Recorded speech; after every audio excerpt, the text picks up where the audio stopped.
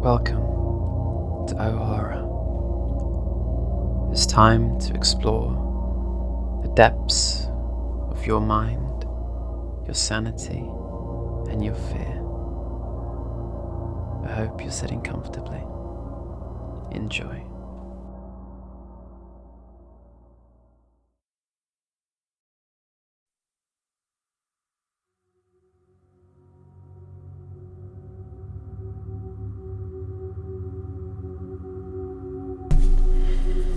Pickman's model.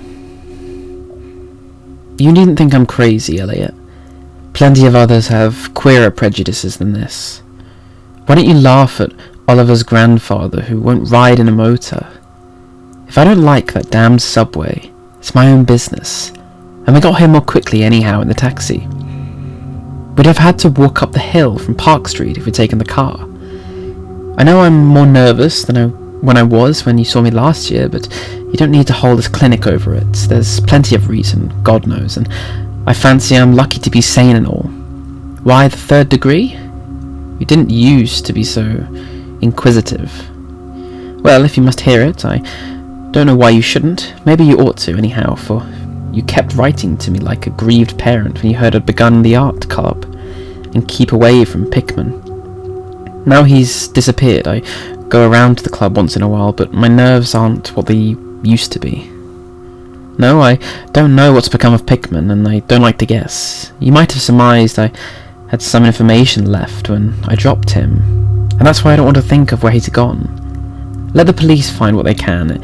It won't be much, judging from the fact that they don't know yet of the old North End place he hired under the name of Peters. I'm not sure that I could find it again myself. Not that I'd ever try to, anyway, even in broad daylight. Yes, I do know, or I'm afraid I know, but he maintained it. I'm coming to that, and I think you'll understand before I'm through why I don't tell the police. They would ask me to guide them, but I couldn't go back there even if I knew the way. There was something there, and now I can't use the subway, and you may as well have your laugh at this too, go down into cellars anymore. I should think you'd have known I didn't drop Pickman for the same silly reasons that fussy old women like Dr. Reed or Dr. Minute or Bosworth did. Morbid art doesn't shock me, and when a man has the genius Pickman had, I feel it had an honour to know him, no matter what direction his work took. Boston never had a greater painter than Richard Upton Pickman. I said it at first, and I say it still, and I never swerved an inch either. When he showed that ghoul feeding, that, you remember, was when Minot cuts him. You know, it takes profound art and profound insight into nature to turn out stuff like Pickman's. Any magazine cover hack can splash paint around wildly and call it a nightmare or a witch's sabbath or a portrait of the devil, but only a great painter can make such a thing really scare or ring true. That's because only a real artist knows the actual anatomy of the terrible or the physiology of the fear. The exact sort of lines and proportions that connect up with latent instincts or hereditary memories of fright, and the proper colour contrasts and lighting effects to stir the dormant sense of strangeness. I don't have to tell you why Fuseli really brings a shiver when a cheap ghost story frontispiece merely makes us laugh. There's something those fellows catch beyond life that they're able to make us catch on for a second. Doré had it, Seam has it, Angarola of Chicago has it, and Pickman has it as no man ever had it before, or, I hope to heaven, ever will again. Don't ask me what it is they see. You know, in ordinary art, there's all the difference in the world between the vital, breathing things drawn from nature, or models, and the artificial truck that commercial small fry reel off in a bare studio by rule. Well, I should say that the really weird artist has a kind of vision which makes models or summons up what amounts to actual scenes from the spectral world he lives in. Anyhow, he manages to turn out results that differ from the pretender's mince-pie dreams in just about the same way that the life painter's results differ from the concoctions of correspondence school cartoonist. If I had ever seen what Pickman saw, but no. Here, let's have a drink before we get any deeper. Gad, I wouldn't be alive if I'd ever seen what that man, if he was a man, saw. You recall that Pickman's forte was faces. I don't believe anybody since Goya could put so much of a sheer hell into a set of features or a twist of expression. And before Goya, you'd have to go back to the medieval chaps who did the gargoyles and the chimeras on Notre Dame and Mont Saint-Michel. They believed all sorts of things, and maybe they saw all sorts of things too. For the Middle Ages had some curious phases. I remember you asking Pickman once yourself, the year before you went away, wherever in thunder he got such ideas and visions. Wasn't that a nasty laugh he gave you? It was partly because of that laugh that Reed dropped him. Reed, you know, has just taken up comparative pathology and was full of pompous inside stuff about the biological or evolutionary significance of this or that mental or physical symptom. He said Pickman repelled more him and more every single day, and almost frightened him toward the last. That the fellow's features and expression were slowly developing in a way that he didn't like, in a way that wasn't human. He had a lot to talk about diet, and said Pickman must be abnormal and eccentric to the last degree. I suppose you told Reed, if you and he had any correspondence over it, that he'd let Pickman's paintings get on his nerves or harrow up his imagination. I know I told him that myself, then. But keep in mind that I didn't drop Pickman or anything like this. On the contrary, my admiration for him kept growing, for that ghoul feeding was a tremendous achievement. As you know, the club wouldn't exhibit it, and the Museum of Fine Arts wouldn't accept it as a gift, and I can add that nobody would buy it, so Pickman had it right in his house till he went. Now his father has it in Salem. You know, Pickman comes of old Salem stock, and had a witch ancestor hanged in 1692. I got into the habit of calling upon Pickman quite often, especially after I began making notes for a monograph on weird art. Probably it was his work which put the idea into my head, and anyhow I found him a mine of data and suggestions when I came to develop it. He shooed me and showed all the paintings and drawings he had about, including some pen and ink sketches that would, I verily believe, have got him kicked out of the club if many of the members had seen them. Before long I was pretty nearly a devotee, and would ask and listen for hours, like a schoolboy, to art theories and philosophic speculations wild enough to qualify him for the Danvers Asylum. My hero worship, coupled with the fact that people generally were commencing to have less and less to do with him, made him get very confidential with me, and one evening he hinted that if I were fairly close-mouthed and none too squeamish, he might show me something rather unusual, something a bit stronger than anything he had in the house. You know, he said, there are things that won't do for Newbury Street, things that are out of place here, that can't be conceived here anyhow. It's my business to catch the overtones of the soul, and you won't find those in a parvenu set of artificial streets on made land. Back Bay isn't Boston, it isn't anything yet, because it's had no time to pick up memories and attract local spirits. If there are any ghosts here, they're tame ghosts of a salt marsh and a shallow cove, and I want human ghosts. The ghosts of beings highly organized, enough to have looked on hell and known the meaning of what they saw. The place for an artist to live is the North End. If any aesthete were sincere, he would put up the slums for the sake of the mass traditions. God, man, don't you realise that places like that weren't merely made but actually grew? Generation after generation lived and felt and died there in days when people weren't afraid to live and feel and die. Don't you know there was a mill on Copp's Hill in 1632, and that half the present streets were laid out by 1650? I can show you houses that have stood for 2 centuries and a half and more. Houses that have witnessed what would make a modern house crumble into powder. What do moderns know of life and the forces behind it? You call the Salem witchcraft a delusion, but I'll wager my 4 times great-grandmother could have told you things. They hanged her on Gallows Hill with Cotton Mather looking sanctimoniously on. Mather, damn him, was afraid something might succeed in kicking free of this accursed cage of monotony. I wish someone had laid a spell on him or sucked his blood in the night. I can show you a house where he lived in, and I can show you another one he was afraid to enter in spite of all his fine bold talk.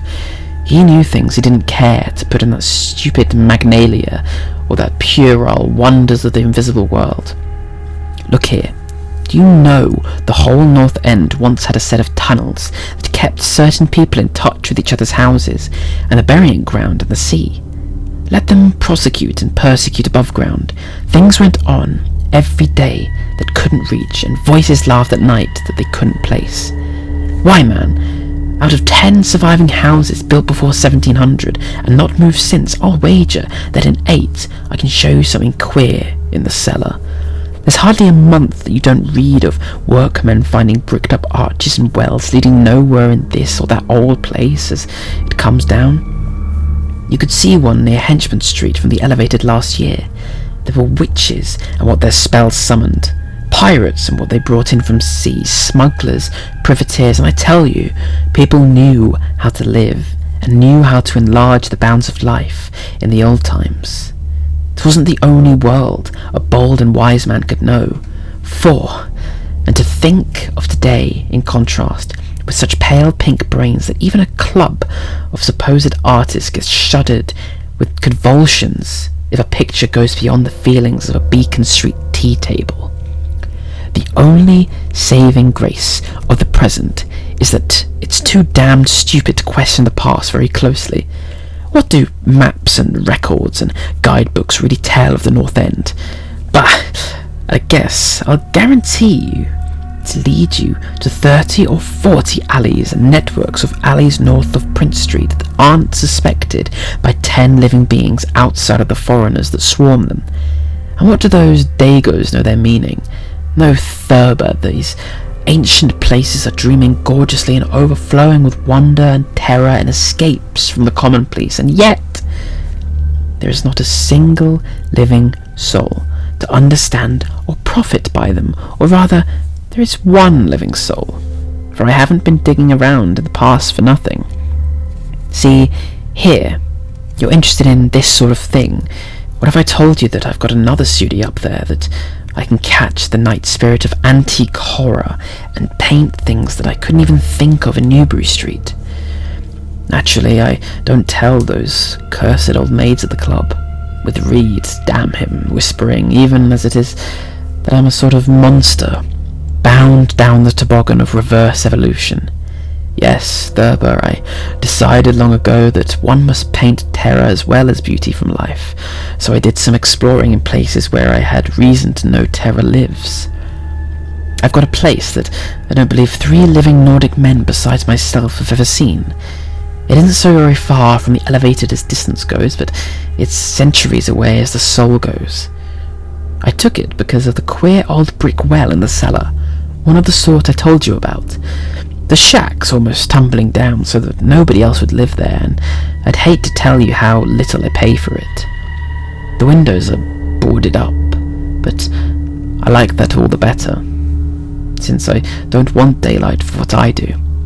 I paint in the cellar, where the inspiration is the thickest, but I've other rooms furnished on the ground floor. A Sicilian owns it, and I've hired it under the name of Peters. Now, if you're game, I'll take you there tonight. I think you'd enjoy the pictures, for as I said, I've let myself go a bit there. It's no vast tour, I sometimes do it on foot, for I don't want to attract attention with a taxi in such a place. We can take the shuttle at the South Station for Battery Street, and after that the walk isn't much. Well, Elliot, there wasn't much for me to do after that harangue, but to keep myself from running instead of walking for the first vacant cab we could sight. We changed to the elevated at the South Station, and at about 12 o'clock had climbed down the steps at Battery Street and struck along the old waterfront past Constitution Wharf. I didn't keep track of the cross streets, and I can't tell you yet which it was we turned up, but I know it wasn't Greener Lane.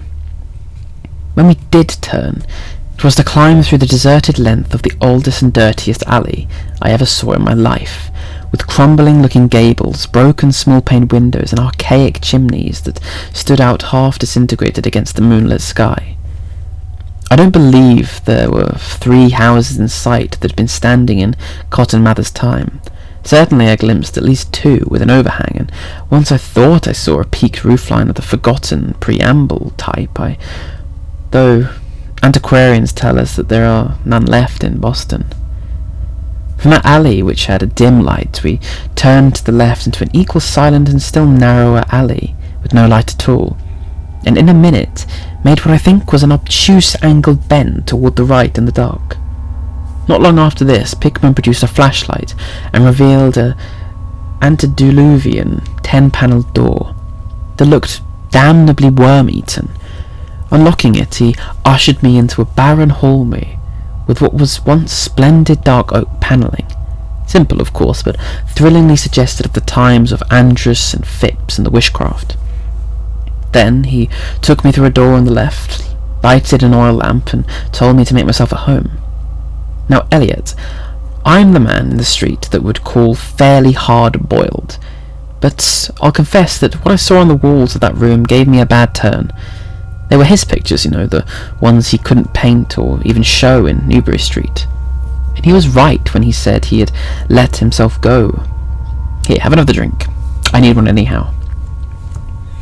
There is no use in my trying to tell you what they were like, because the awful, the blasphemous horror, and the unbelievable loathsomeness and moral feta came from simple touches, quite beyond the power of words to classify.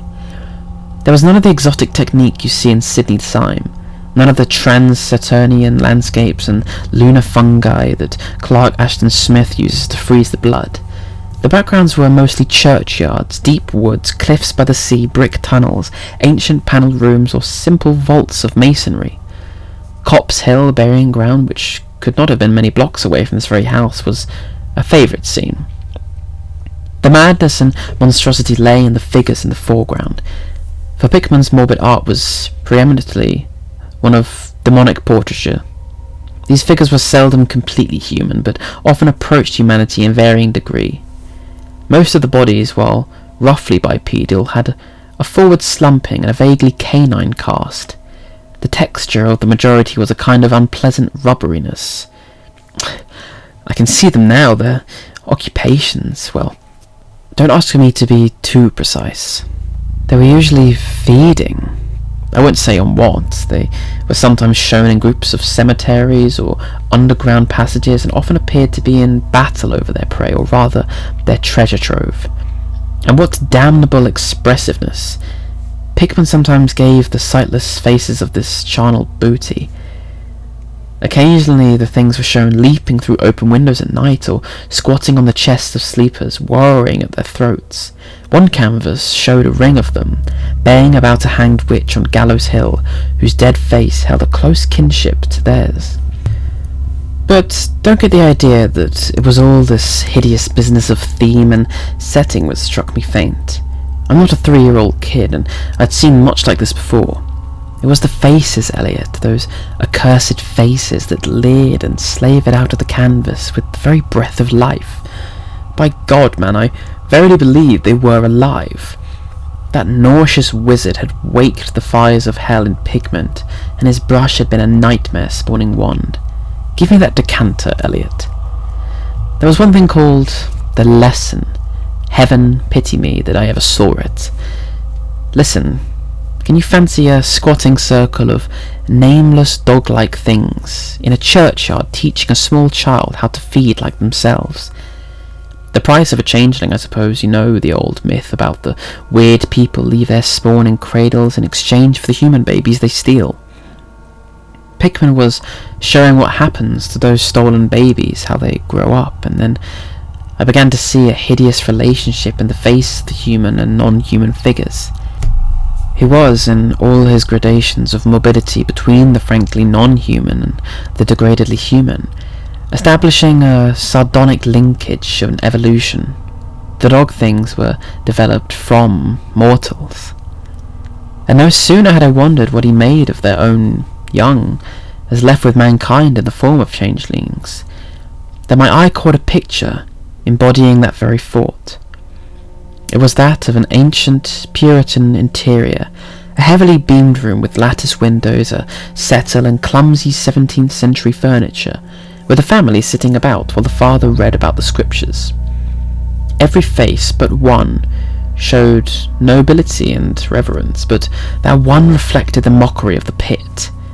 It was that of a young man in years, and no doubt belonged to a supposed son of that pious father, but in essence it was the kin of the unclean things. It was their changeling, and in spirits of supreme irony, Pickman had given the features a very perceptible resemblance to his own. By this time Pickman had lighted a lamp in an adjoining room and was politely holding open the door for me, asking if I would care to see his modern studies. I hadn't been able to give him much of my opinions. I was too speechless with fright and loathing, but I think he fully understood and felt highly complimented. And now I want to assure you again, Elliot, that I'm no mollycoddle to scream at anything which shows a bit of a departure from the unusual. I'm middle-aged and decently sophisticated, and I guess you saw enough of me in France to know I'm not easily knocked out. Remember, too, that I just about recovered my wind and gotten used to those frightful pictures which turned colonial New England into a kind of annex of hell.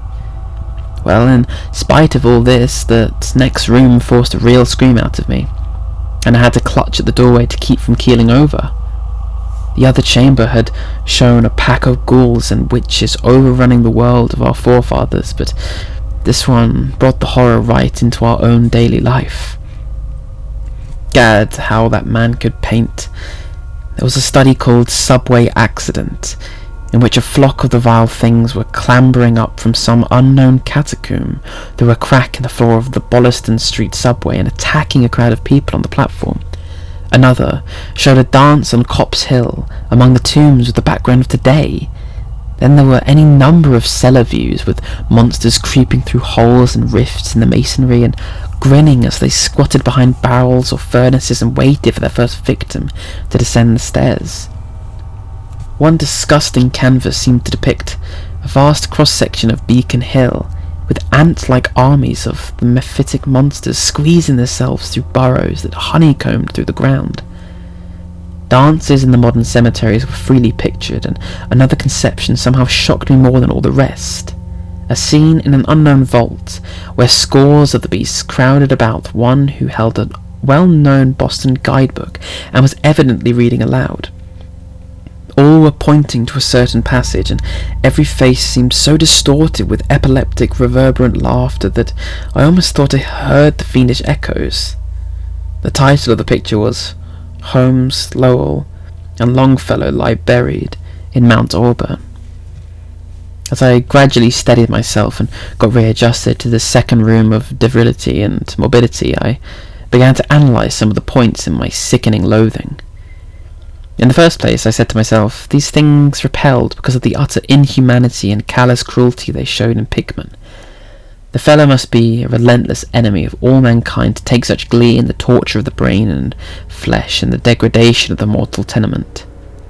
In the second place, they terrified because of their very greatness. Their art was the art that convinced. When we saw the pictures, we saw the demons themselves and were afraid of them. And the queer part was that Pickman got none of his power from the use of selectiveness or bizarrerie. Nothing was blurred, distorted, or conventionalized. Outlines were sharp and lifelike, and details were almost painfully defined. And the faces! It was not any mere artist's interpretation that we saw. It was pandemonium itself, crystal clear in stark objectivity. That was it. By heaven, the man was not a fantastic or a romantist at all. He did not even try to give us the churning prismatic ephemera of dreams, but coldly and sardonically reflected some stable, mechanistic and well-established horror world which he saw fully, brilliantly, squarely and unfalteringly. God knows what the world could have been, or where he ever glimpsed the blasphemous shapes that loped and trotted and crawled through it. But whatever the baffling source of his images, one thing was plain. Pickman was, in every sense, in conception and in execution, a thorough, painstaking, and almost scientific realist. My host was now leading me the way down cellar into his actual studio, and I braced myself for some more hellish effects among the unfinished canvases. As we reached the bottom of the damp stairs, he turned his flashlight to a corner of the larger open space at hand, revealing the circular brick curb of what was evidently a great well in the earthen floor. We walked nearer, and I saw that it must have been 5 feet across, with walls a good foot thick and some 6 inches above the ground. Solid work of the 17th century, or I was much mistaken. That, Pickman said, was the kind of thing he had been talking about. An aperture of the network of tunnels that used to undermine the hill. I noticed, idly, that it did not seem to be bricked up, and that a heavy disc of wood formed the apparent cover. Thinking of the things this well must have been connected with, if Pickman's wild hints had not been more rhetoric, I shivered slightly, then turned to follow him up a step and through a narrow door into a room of fair size, provided with a wooden floor and furnished as a studio. An acetylene gas outfit gave the light necessary for work. The unfinished pictures on easels or propped against the walls were as ghastly as the finished ones upstairs, and showed the painstaking methods of the artist. Scenes were blocked out with extreme care, and penciled guidelines told of the minute exactitude with which Pickman used in getting the right perspective and proportions. The man was great, I say it even now, knowing as much as I do. A large camera on the table excited my notice, and Pickman told me that he used it in taking scenes for backgrounds, that he might paint them from photographs in the studio, instead of carting his outfit around the town for this or that view. He thought a photograph quite as good as an actual scene or model for sustained work, and declared he employed them regularly. There was something very disturbing about the nauseous sketches and half-finished monstrosities that leered around from every side of the room, and when Pickman suddenly unveiled a huge canvas on the side away from the light, I could not for my life keep back a loud scream. The second I admitted that night, it echoed and echoed through the dim vaultings of that ancient and nitrous cellar, and I had to choke back a flood of reaction that threatened to burst out as hysterical laughter. Merciful Creator, Elliot, but I don't know how much was real and how much was a feverish fancy. It doesn't seem to me that Earth can hold a dream like that. It was a colossal and nameless blasphemy, with glaring red eyes, and it held in bony claws a thing that had been a man, gnawing at its head as a child nibbles at a stick of candy.